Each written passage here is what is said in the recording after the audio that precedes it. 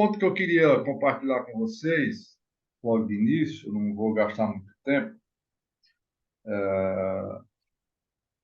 A gente tem enfrentado esses dias, né, algumas acusações de que nós abandonamos o ministério. Eu acho que esse assunto do ministério tem que ficar claro para vocês. Que ministério nós abandonamos? O ministério de um homem? Não existe sucessão apostólica na Bíblia. Apenas a gente vivia numa comunhão, debaixo de uma ajuda, e essa ajuda foi embora.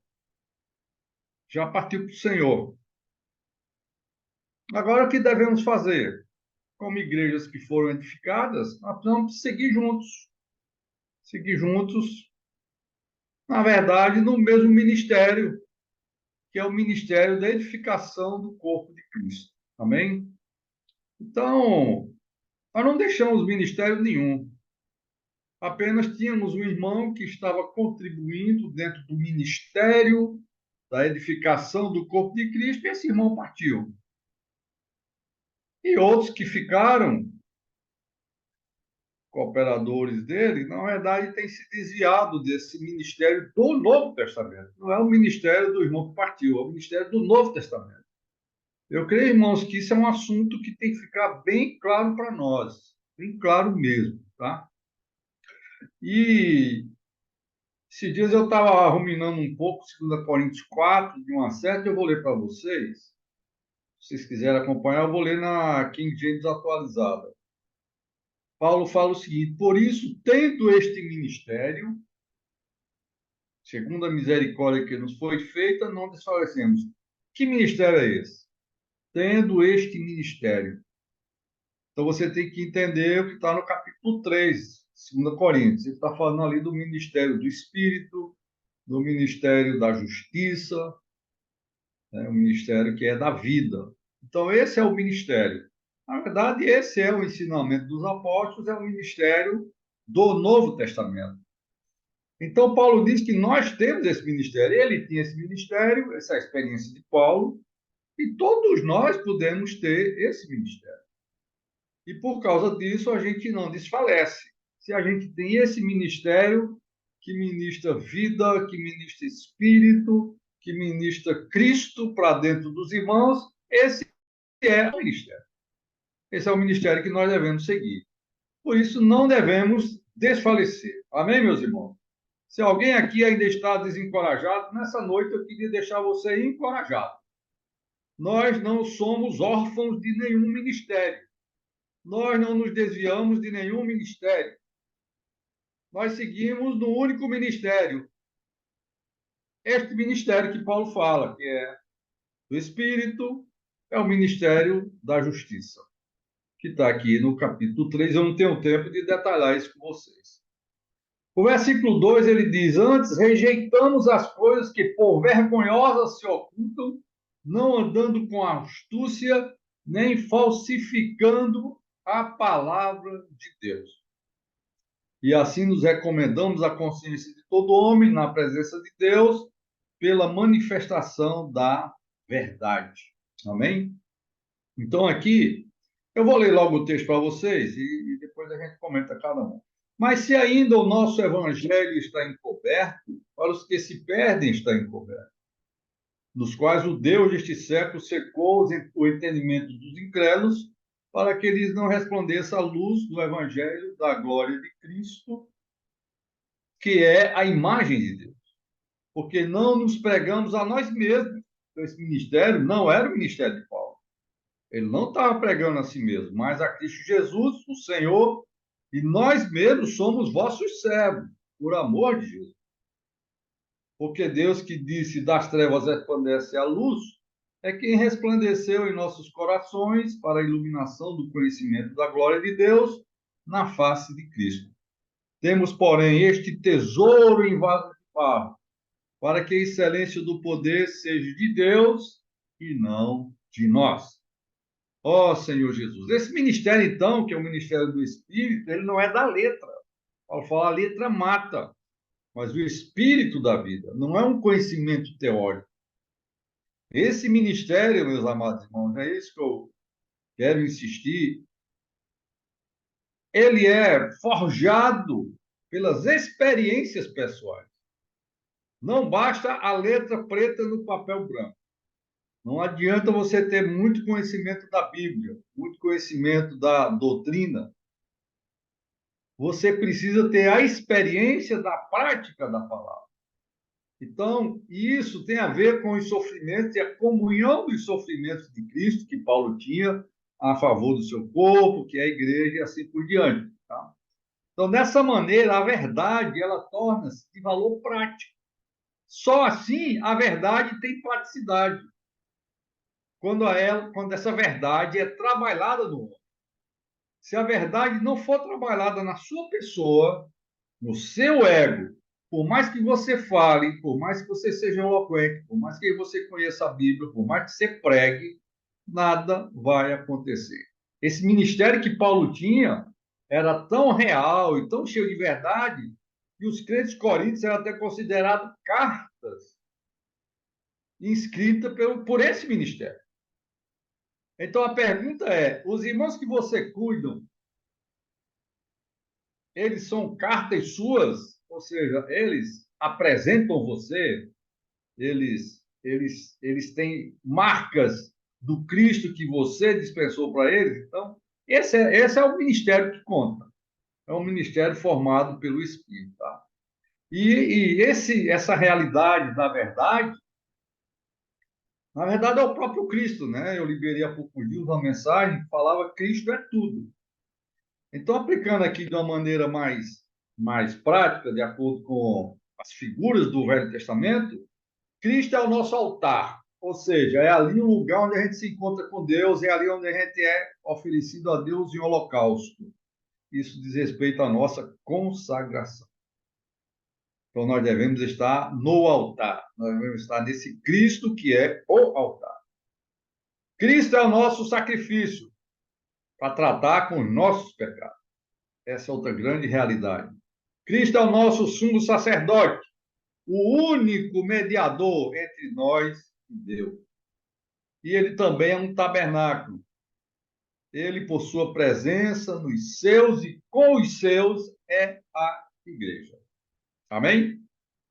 Então, essa realidade de Cristo tem que ser a nossa experiência. Amém? Sobre o versículo 2 que fala não falsificar a palavra, Paulo fala, nós não falsificamos a palavra de Deus. É que nós, irmãos, a partir de agora, nós precisamos ter um compromisso mais sério com a palavra de Deus. A palavra de Deus tem que estar em primeiro lugar. Essa reunião, até a gente discutiu um pouco ela antes, e eu coloquei lá um monte de coisa para tratar, os irmãos pediram para tirar, e eu achei bom. Porque antes dos planos, meus irmãos, o que a gente precisa é a palavra. Primeiro a palavra, depois os planos, depois a execução do plano. É bom sempre a gente prestar atenção a essa linha aí, tá? Palavra, planos e execução dos planos. E essa obra de edificar, meus amados, é uma obra silenciosa. A edificação da igreja através desse ministério não dá para você fazer vídeo. Não dá para estar mostrando nas redes sociais. Sabe por quê? Porque esse ministério escreve cartas no interior dos irmãos. Como é que você vai fazer um vídeo desse? Alguém tem uma resposta? Então não se empolgue muito com a aparência das coisas, com os vídeos e tudo mais. O ministério de edificação da igreja é uma coisa oculta e silenciosa. Não dá para fazer relatório, não dá para apresentar números, não dá para fazer vídeo para colocar no Instagram. Porque o que Jesus prometeu para nós foi vida. Amém? E vida é uma coisa misteriosa, é intrínseca. E vida em abundância. A necessidade do homem é vida. O homem ele só tem razão de viver se ele tiver vida. E vida significa movimento, vida significa dinamismo, significa energia. É por isso que as pessoas do mundo, como não têm a vida de Deus, eles têm que estar fazendo alguma coisa, trabalhando muito, fazendo muita hora extra. Os empresários têm que estar aí feito louco para ganhar mais dinheiro. E no fim de semana vamos para uma balada, e vamos para um show de rock, etc., porque isso é vida, no sentido de dinamismo, no sentido de energia e tal. Se o homem parar, ele morre. Se o homem não tiver o que fazer, ele dá um tiro na cabeça. Mas o mais importante para nós é que essa vida que os homens precisam é a vida de Deus. Essa vida tem que ser trabalhada nos irmãos, a partir de nós, em nós operando a morte, neles operando a vida. E assim, irmão, nós temos a verdadeira expressão do corpo de Cristo, que é a igreja. Como já falei, é um assunto silencioso, oculto. Não dá para fazer vídeo. A igreja também não deve ser um sistema de formas e práticas controladas pelo homem. Não controle a igreja. A igreja é um organismo vivo e isso resulta da aplicação do ministério da palavra. Eu quero insistir isso nessa noite com vocês. A gente estava acostumado a pegar um alimento diário toda semana, já ruminado, já com um pontinho lá, um pontinho aqui, pá, liberar uma mensagem. Acabou, meus irmãos. Acabou essa era, tá? Nós precisamos entrar na palavra. Eu preciso entrar na palavra, você precisa entrar mais na palavra. E eu digo para vocês, tudo que Deus fez entre nós nesse estado foi através da palavra. Não foi através de impor práticas para vocês, impor formas para vocês. Se Deus hoje tem alguma coisa construída nesse estado, meus irmãos, foi porque os irmãos que vieram à frente de vocês levaram para vocês a palavra. E o resultado está aí, meus irmãos. Funciona, funciona. Mas não pode ficar na mão de alguns, não pode ficar na minha mão, na mão do Cleiton, na mão do Edson, do Teocássio. Você tem que ser um portador da palavra da sua igreja. Mas voltando ao princípio, está dentro do ministério do Espírito. O ministério da palavra está dentro do ministério do Espírito e envolve comprometimento, envolve consagração. Amém? Só para concluir, irmãos, que eu não vou falar muita coisa hoje, o versículo 7 diz que nós temos esse tesouro em vasos de barro para que a excelência do poder seja de Deus e não de nós. Tesouro em vasos de barro. Eu queria ler para vocês Jeremias 18, 3 a 6, que diz o seguinte: E desci à casa do oleiro, e eis que ele estava fazendo a sua obra sobre as rodas. Como o vaso que ele fazia de barro quebrou-se na mão do oleiro, tornou a fazer dele outro vaso, conforme o que pareceu bem aos olhos do oleiro fazer. Então veio a minha palavra do Senhor dizendo: Não sei de vós como fez este oleiro, ó casa de Israel. Diz o Senhor: Eis que como o barro na mão do oleiro, assim sois vós na minha mão, ó casa de Israel. Israel foi o primeiro vaso e estragou-se na mão do oleiro. A igreja, meus irmãos, é o segundo vaso. Amém? Em princípio, a igreja é o segundo vaso. Hoje, Deus está usando o segundo vaso. Israel está aí, sofrendo as consequências de ter se estragado na mão do oleiro. Vocês estão acompanhando a guerra aí. Muito sofrimento, muito sangue derramado, porque o primeiro vaso estragou-se na mão do oleiro. Agora, nós podemos aplicar isso, meus irmãos, a esse novo começo agora. A vida da igreja que nós tínhamos há 20, 30 anos atrás estragou-se.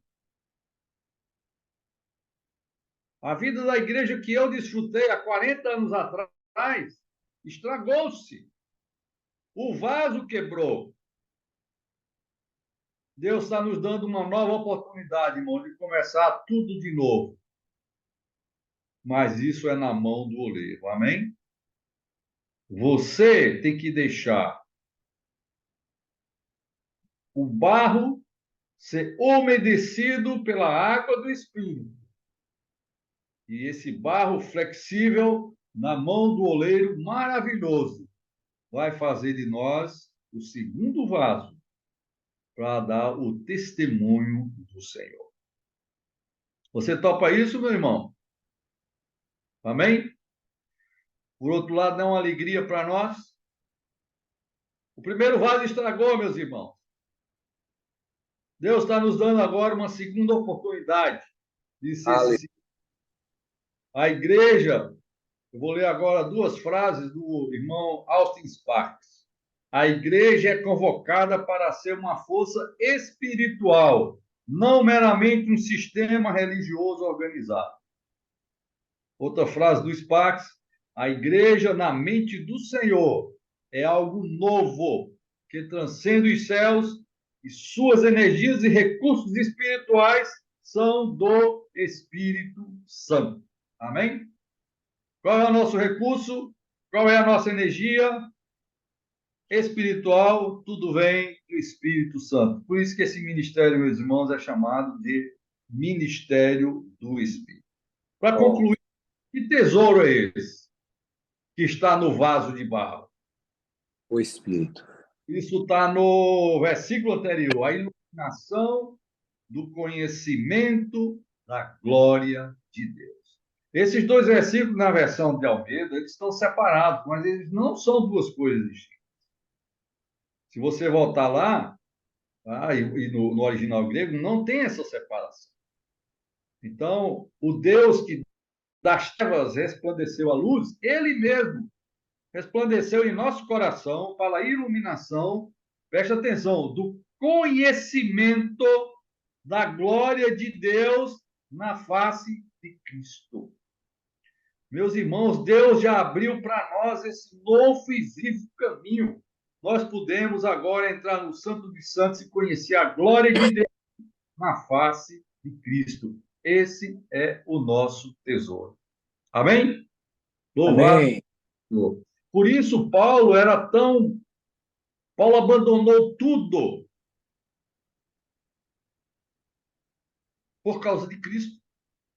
Se você considerar a experiência de Paulo, a primeira fase da vida dele e a segunda fase, depois do encontro com Cristo, você tem ali um vaso velho que foi quebrado e agora você tem um vaso escolhido, que agora é um testemunho de Deus na terra, no caso da experiência de Paulo. Então, assim também nós, meus irmãos, quando ele encontrou o Senhor e que viu a glória de Deus na face de Cristo, ele escreveu em Filipenses 3, de 7 a 10, que para mim era ganho, ou seja, aquela fase antiga, reputei-o perda por Cristo. E, na verdade, tenho também por perda todas as coisas, pela excelência do conhecimento de Cristo Jesus, meu Senhor, pelo qual sofri a perda de todas estas coisas e as considero como escória para que possa ganhar a Cristo e seja achado nele, não tendo a minha justiça que vem da lei, mas a que vem pela fé em Cristo, a saber, a justiça que vem de Deus pela fé, para conhecê-lo, preste atenção, para conhecê-lo e o poder da sua ressurreição e a comunhão de suas aflições, sendo feito conforme a sua morte, para conhecê-lo e o poder da sua ressurreição. Meus irmãos, o segredo desse conhecimento de Cristo está em você desfrutar o poder da ressurreição. Não esqueça, somos de barro, meus irmãos. nada podemos fazer. Mas se você conhece a Cristo, se você participa da comunhão das suas aflições, se você é forjado nesse ministério do Espírito, a coisa é diferente. Tudo vai acontecer pelo poder da ressurreição. Não vem de nós, vem de Deus. Para que a excelência do poder seja de Deus e não de nós.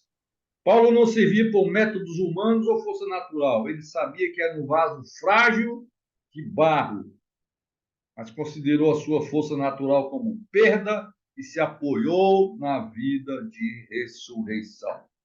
Louvado seja o Senhor. Amém? Que o Senhor possa nos abençoar nessa noite, com essa palavra. Eu nem consigo passar o encargo que está dentro de mim, é difícil passar esse encargo, mas eu gostaria que vocês ruminassem essa palavra. O primeiro vaso quebrou, meus irmãos. Deus está fazendo de nós um segundo vaso, dando essa oportunidade para nós. Mas esse segundo vaso corporativo vai depender muito dos vasos individuais, que devem conhecer plenamente a Cristo, não apenas o poder da sua ressurreição, mas a comunhão dos seus sofrimentos. Amém?